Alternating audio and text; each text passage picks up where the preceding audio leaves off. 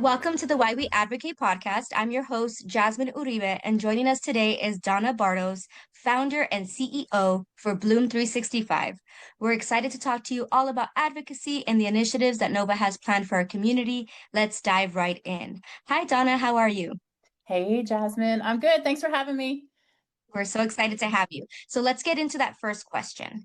So, how does Bloom 365 engage teens and promote youth leadership?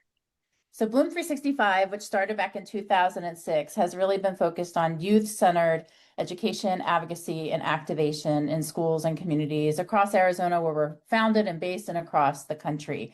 And we do that in several ways. The first way, we as adults have learned and know that we need to step back in order for young people to lead in this work. So that is part of the most important thing that we do, is stepping back and making and creating space and handing over the microphone. So the way we first do that, and how young people usually find out about us, is we deliver a comprehensive 7 lesson or 7 dose curriculum in high school health education classes primarily, that really uncovers the root causes, red flags, risk factors of abuse and violence in relationships, particularly teen relationships, as well as how to build safe and healthy relationships that are rooted in empathy and that are centered in good communication and conflict resolution skills and truly peer-to-peer culture change. So we've been doing that work for quite a long time. And that work has evolved into young people saying, hey, I want to be involved. How do I get involved? What do I do? So from those interests, we created what's called our peer advocate crew and a lead peer advocate program, where young people ages 13 to 24 in high schools and in colleges now, and in other places like military installations where there are young people who want to lead this change in their communities, go through a comprehensive 4-part peer advocate academy or peer influencer training, whichever path that they choose. And then they're ready to activate in their communities to get out there and not only educate their peers, but also do this culture changing work peer to peer. Great. I love that. And I like the focus and the emphasis on culture change. And you talked about the power of peer advocacy and the peer-to-peer support. In your own words, or based on what you've learned so far, why do you think peer advocacy is so important when we're trying to engage our youth and our teens in this work? So this answer is multi-layered, and my answer is framed in the work of prevention, where we have primary prevention, preventing it before it starts, secondary prevention, interrupting harm so it doesn't happen again, and tertiary prevention, after harm care. And it's essential that we activate and engage young people in the work across the prevention pipeline. Is number one, in primary prevention, preventing it before it starts.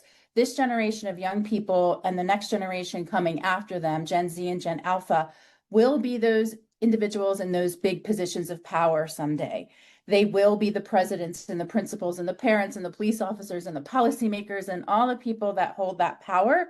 So if they understand the dynamics of not only safe and healthy relationships at the individual level, but how prevention works at the community and societal levels, how to truly shift those what we call wilting social norms in our schools, homes, communities, and world, that when they do have these positions of power, that they will do better when it comes to setting policy, when it comes to responding, when it comes to setting a whole new standard for what's acceptable and not acceptable. So that's our primary preventative layer of work. And with that, we need to have a big P, patience, because that kind of prevention work does not happen overnight. It takes time. It will take at least a decade. So with that, we have a big, hairy, audacious goal to educate and activate 10% of young people by the year 2030, so that in the next, well, now we're at 2025. So in the next 5 years, when Gen Zers are in these positions of power, that they can start shifting those policies and those norms.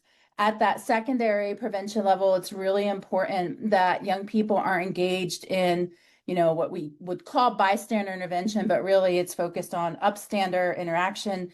Young people not accepting domestic violence and sexual assault as just the way it is, no longer normalizing it. And when they see it happening, have the tools and the skills and the confidence to do something, whether it's directly or indirectly, versus do nothing which has been a standard over centuries of just, that's none of my business. I'm not going to get involved. I'm not going to say anything. I'm not going to do anything. I'm not going to check in. And then at that after harm part, that tertiary prevention, what's so essential to us in our work is we know that 80% of young people after victimization are going to go to a friend or a peer before they go to an adult or a formal source. So recognizing that alone, it's essential to us, and I think anyone who's working with young people in the advocacy space, to make sure that teens and young adults have not only the skills on how to respond, what to say and what not to say, but also recognize that they are not counselors and they are not expected to carry that weight of secondary trauma that many of us who do victim advocacy work do. So we train them as peer advocates on how to respond through what we call our level technique, how to truly listen when someone discloses victimization, how to empathize with their peers so that they feel that sense of non-judgmental support, how to validate their experiences so they don't feel blamed for the victimization that they've experienced, how to encourage them to possibly report or to possibly seek the help of a trusted adult in their community, and then how to link them to resources and how to know what to say when they're linking to resources, how to do that warm handoff to resources like those that we have at Bloom 365, including our helpline for young people that they can text or chat or receive information. So that's why this is essential to us, is across the layer of prevention, young people have not only an essential role to play, but are making big impact in those spaces. Yeah, I love that you said that too. I think for a very long time in doing this work too, and we talked about 2025 and 2030 being only 5 years from now. And I was like, wait, first ever Teen Dating Violence Awareness Month was 2010. I'll let everyone else do the math of how many years that has gone. And doing this work early on, it was a lot about the education and Mhm. even getting, teens and young adults and families to understand that dating violence was a thing or interpersonal violence, domestic violence. And I think those misconceptions that it was always something that just happened as adults or when you get married and it could never ever affect, middle school, high school, college students. I feel like that is going away more.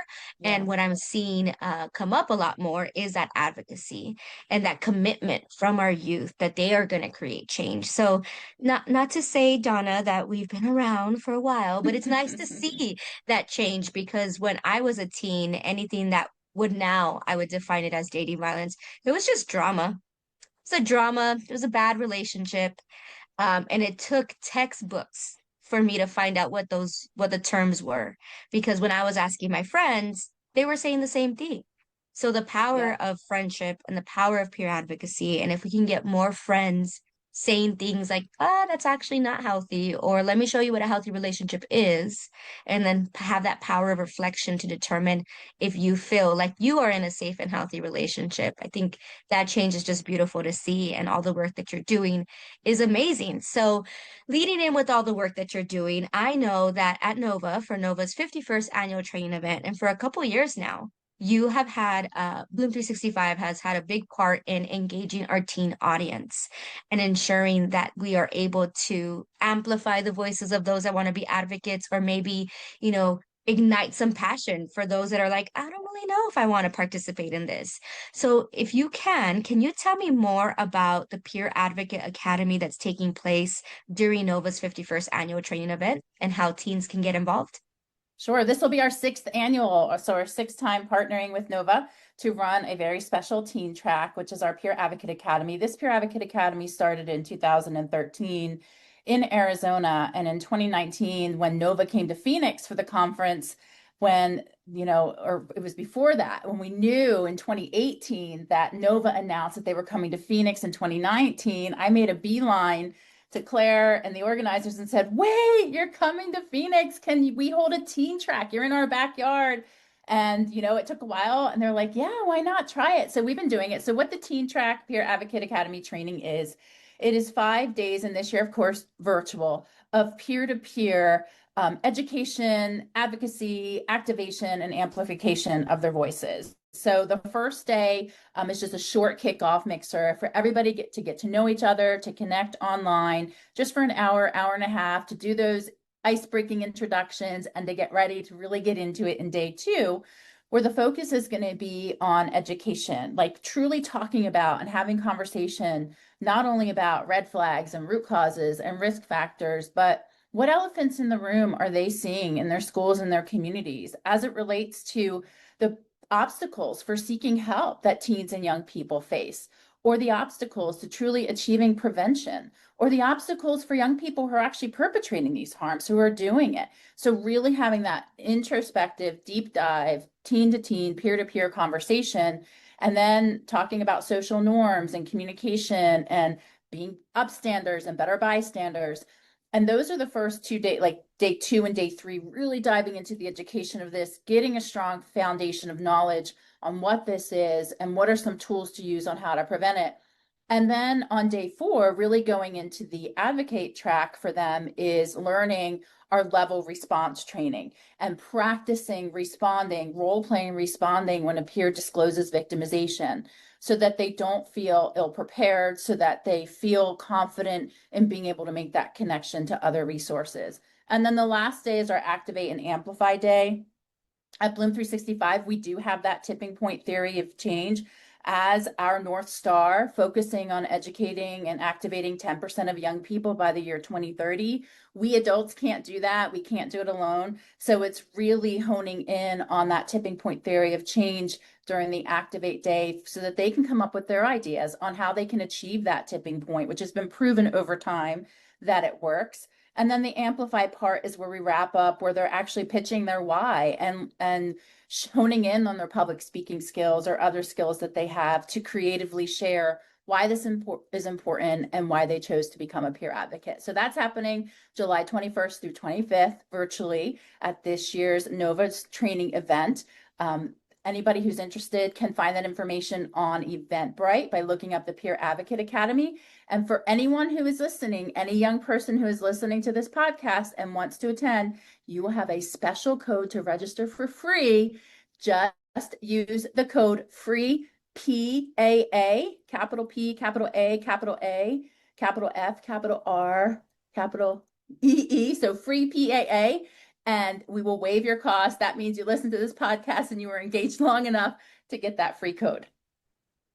I love that. Was not expecting some sprinkle of a surprise and a free code. We have our giveaway moment here. So 6 years of the teen track, the Peer Advocate Academy at Nova's annual training event. I'm thinking back to last year when we were in person, and what I'm gonna miss is not seeing the teens. It being virtual this year, we don't have to travel. So more teens can join, right? Y'all can join, you'll be able to connect online, and hopefully when we're back in person, who knows, maybe this year's participants will be next year's facilitators.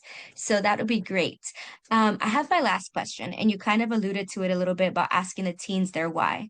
So if you're ready for this one, this last question does play on the name of the podcast, Why We Advocate. So what is your why when it comes to this work?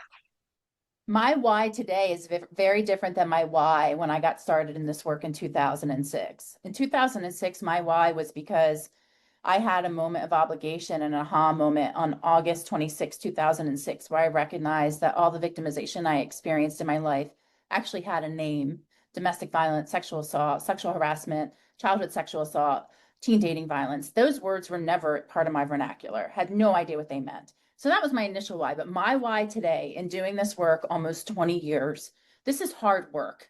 And anyone who is a victim advocate or is in these spaces, even on the prevention sides, know that this is difficult. And you say, once an advocate, always an advocate. You don't shake this work no matter where you go. But my why today is because I believe that we can prevent this. The data tells us, the science tells us, and the hope and inspiration of young people tell us that when we get to that 10% tipping point, we are going to shift culture and we are going to uproot abuse in a generation. That's why I do it today. Thank you so much for sharing your why. And I love that you were honest about how the why changes over time. And I mentioned before, very similar. A lot of us who started this work around the same time had to find out what abuse was in textbooks, in terms, and then naming it was probably the first hurdle I'm sure you can share. Is like naming that happened, accepting it, and just the fact that you're there with the amazing team that you have at Bloom 365 who are like, yes, Donna, we named it. Now we're gonna do something about it. And 2030 is going to be that year. I can't wait. It's only 5 years from now. I can't wait to hear and see all of those amazing young people who are now in positions to truly create change. I see the advocacy. I see teens. I hear the voices. I understand some of the emojis. I'm now realizing, Donna, that as tech savvy as I thought I was, I'm like, what is that word? Yeah. But hey, humility is important. So keep me humble, keep teaching me things. But there was a point where I understood everything. So, with all of that said, if you have a teen in your life who would want to participate in the Peer Advocate Academy, who you want to share this information with, who you want to listen to this episode, and hopefully it inspires some change and action on their part. I will link all the information for how you can register to the Peer Advocate Academy happening at Nova 51 in our description. Check out Bloom 365's page and information. We'll put the socials there as well so you can follow and support. So thank you so much, Donna, for joining us today. I'm feeling inspired and I always love hearing about the amazing work and the hopes for our future. So thanks for tuning in to this episode. Stay tuned for more information on the next episode of the Why We Advocate podcast. Thanks so Thank much, Donna. you. Bye.